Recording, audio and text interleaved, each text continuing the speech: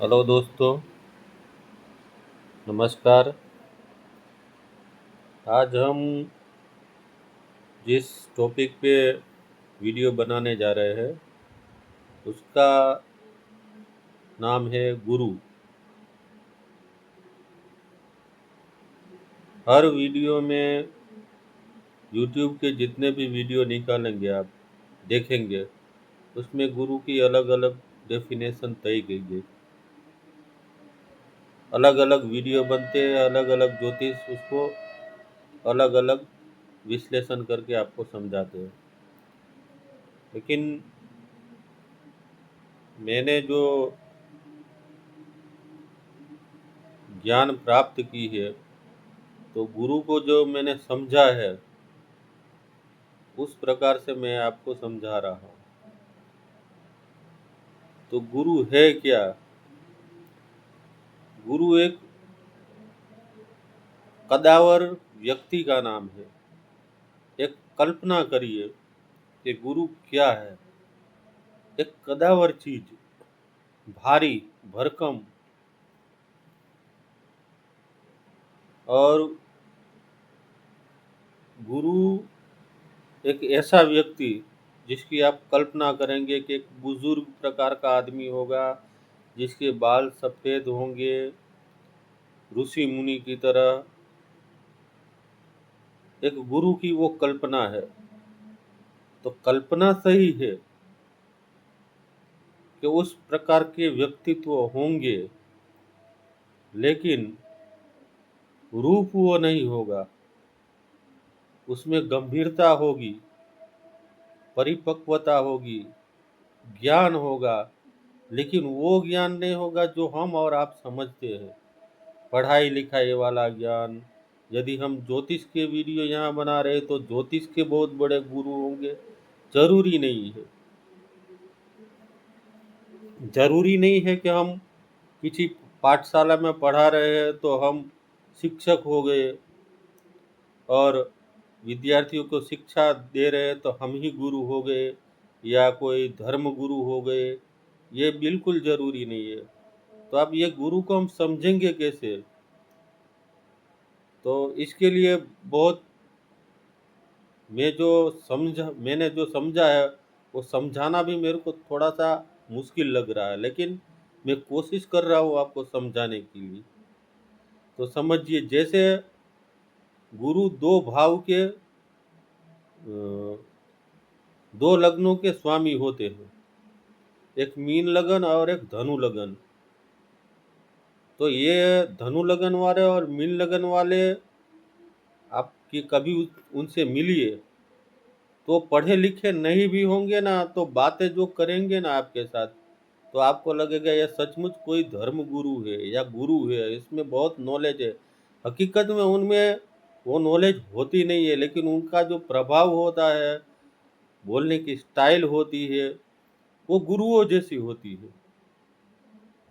सही माने में समझे तो आपको यही लगेगा कि ये आदमी बहुत नॉलेज वाला है, बहुत ज्ञानी है, लेकिन वो उनका गॉड गिफ्ट है।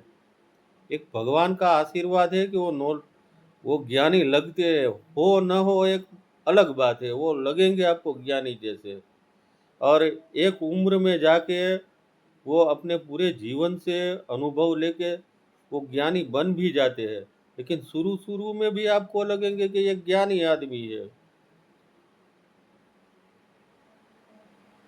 अब समझेंगे ये गुरु हर एक भाव में काम किस प्रकार करते हैं।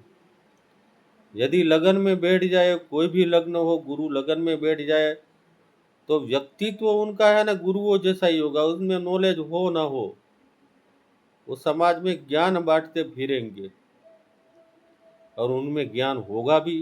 जरूरी नहीं कि ना हो भी सकता है। और वो जो ज्ञान देते वो सही है गलत है वो तो बाद की बात है, लेकिन हम ये तो समझ लेंगे कि ये गुरु बोल रहे हैं, और हम ध्यान लगा के उनको सुनेंगे, और हमको सुनने में भी अच्छा लगेगा। बाद में शायद ये भी पता चले कि भाई ये तो उनका भ्रम, मेरा भ्रम था, उन्होंने समझा दिया। लेकिन शुरुआत में आप उनको सुनने जरूर लगोगे। दूसरे स्थान में गुरु हो तो उसका क्या मतलब है? हम तत्व को समझेंगे। दूसरे स्थान में गुरु हो तो मतलब आप घर के ज्ञानी आदमी हो, घर में सबसे ज़्यादा ज्ञानी, कुटुंब में जो आपका बहुत बड़ा जो कुटुंब होता है, परिवार होता है, जिसमें चाचा होते हैं, बड़े पापा होते हैं, दादा दादी होती है, बहुत बड़ा परिवार। जो छोटा परिवार होता है ना, वो हमारा चतुर्थ स्थान होता है, जिसमें हम, हमारी पत्नी, हमारे बीवी बच्चे और माता पिता साथ में रहते हैं। लेकिन ये जो बड़ा परिवार होता है ना, उसका वो गुरु होते हैं। गुरु यानी एक बहुत ज्ञानी आदमी, एक मास्टर आदमी, उसके पास हर एक प्रकार का ज्ञान है, वो सबसे ज़्यादा नॉलेज वाला है।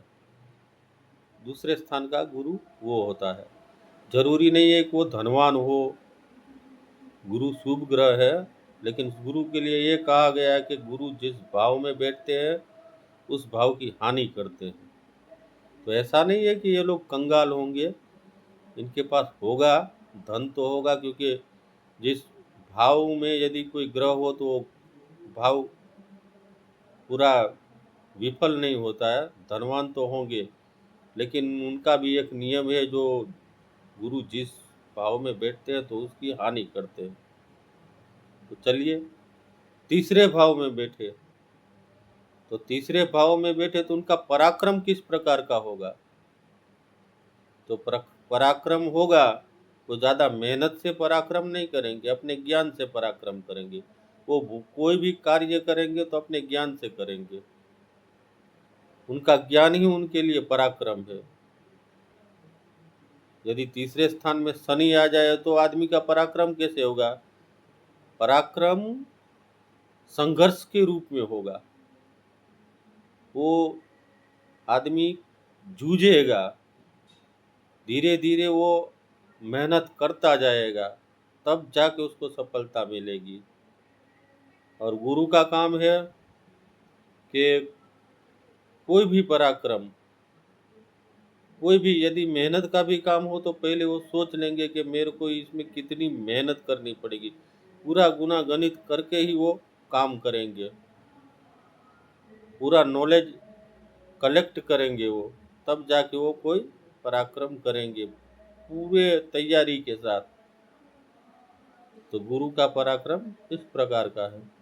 चतुर्थ स्थान में हो गुरु, तो जो हमने द्वितीय स्थान के लिए बताया, तो ऐसा ही होगा कि यदि आपका छोटा परिवार है तो छोटा परिवार में आप बेटे ही क्यों ना हो, बेटी ही क्यों ना हो, पत्नी ही क्यों ना हो, लेकिन आपका जो वर्ताव होगा वो गुरुओं की तरह होगा। आप बार बार नॉलेज देंगे सबको, ज्ञान की बातें करेंगे। आप बहुत पढ़े लिखे हो न हो उससे कोई मतलब नहीं है, आप में ज्ञान है,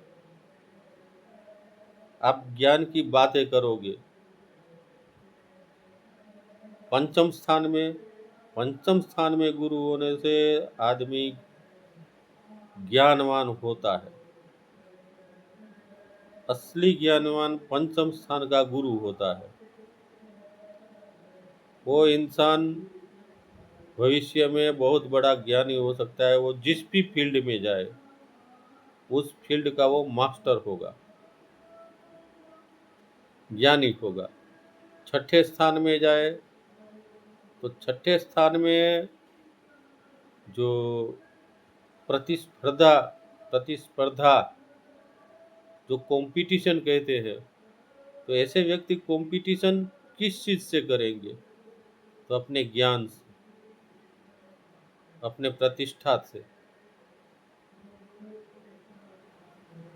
और ऐसे व्यक्ति की हाजिरी से दूसरे लोग कंपटीशन में जल्दी आना भी नहीं चाहेंगे, क्योंकि शायद ही इनके जितना ज्ञान किसी सामने वाले में हो। इनसे जल्दी कोई कंपटीशन कर भी नहीं सकता। इनके दुश्मन को भी ये अपने ज्ञान से पछाड़ देंगे।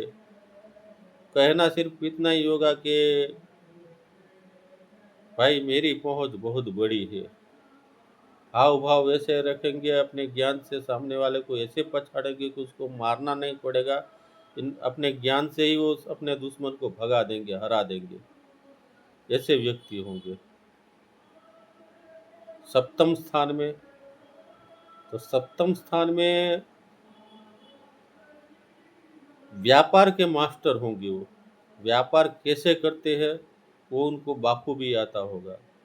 इनकी पत्नी होगी ना, वो धार्मिक होगी।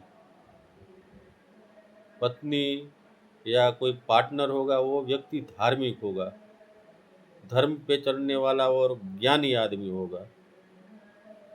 अष्टम में, तो अष्टम में गुप्त ज्ञान ज्यादा होंगे ऐसे व्यक्ति को। बहुत बड़ा ज्ञानी पर गुप्त ज्ञानी, रिसर्च में होंगे, ज्योतिष होंगे, तंत्र मंत्र होंगे, कोई सीए के पोस्ट में होंगे, कोई मैन्युफैक्चरिंग का बेताज बादशाह होगा। ऐसे बहुत सी चीजें होगी। भाग्य में होंगे गुरु,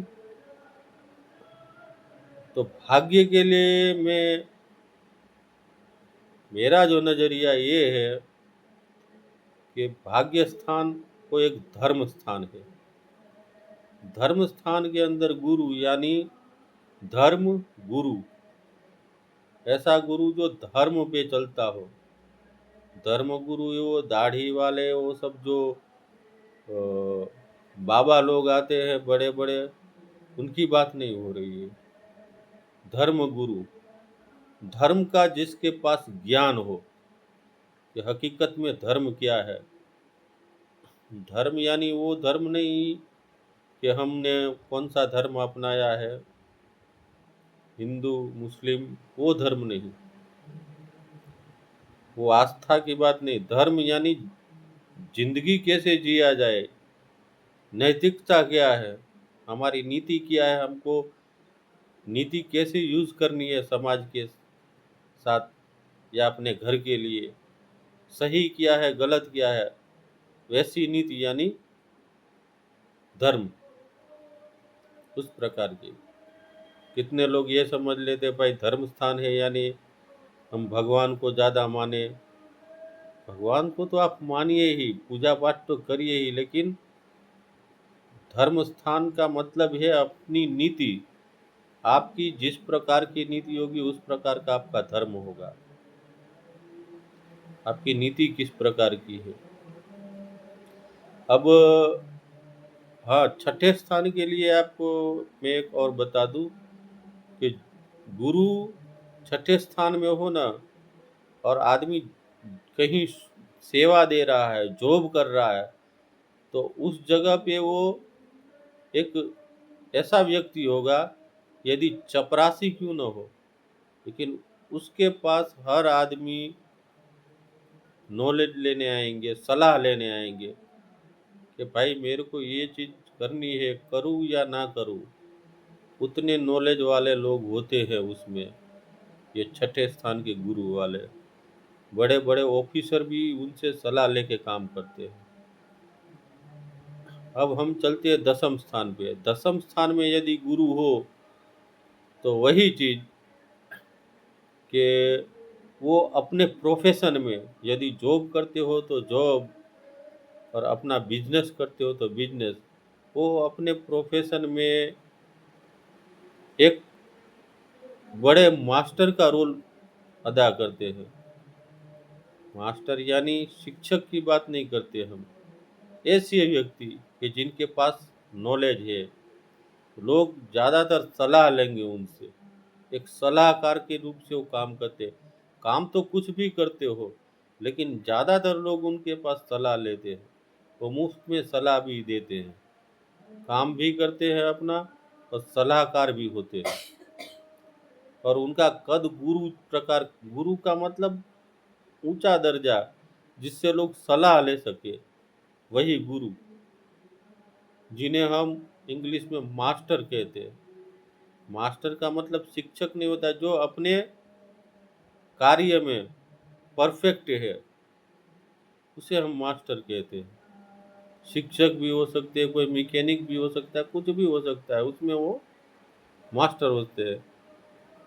11वें स्थान में, तो 11वां स्थान हमारे सोसाइटी का है, समाज का है, तो ऐसे व्यक्ति समाज के अंदर प्रतिष्ठित होते हैं।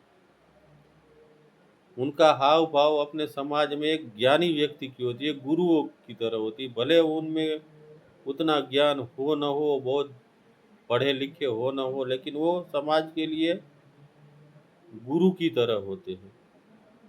द्वादश स्थान में गुरु, तो द्वादश स्थान में तो साक्षात ये आध्यात्म गुरु हो जाएंगे। यदि भविष्य के अंदर वो जीवन के अंत के समय में उनको ये लगे कि नहीं, अब बहुत हमने जिंदगी के मौज मजे कर लिए, अब हमें कुछ नहीं करना, अब हमें भक्ति की ओर बढ़ना है, तो भक्ति उनको आध्यात्म की ओर ले जाएगी और वो आध्यात्म गुरु बनेंगे। हर मोह माया से वो परे हो जाएंगे, क्योंकि गुरु गुरु से अच्छा ग्रह कोई नहीं हो सकता जो हमें मोक्ष के पास ले जाए। केतु के बाद गुरु ही एक ऐसे ग्रह है जो हमें मुक्ति दिला सकेंगे। तो गुरु की आज हमने बात की है। मेरी तरफ से, मेरी दृष्टि से गुरु का ये विश्लेषण आपको जो जैसा लगा हो, लेकिन मैं जहाँ तक समझता हूँ गुरु की जो विश्लेषण है इससे अच्छा नहीं हो सकता।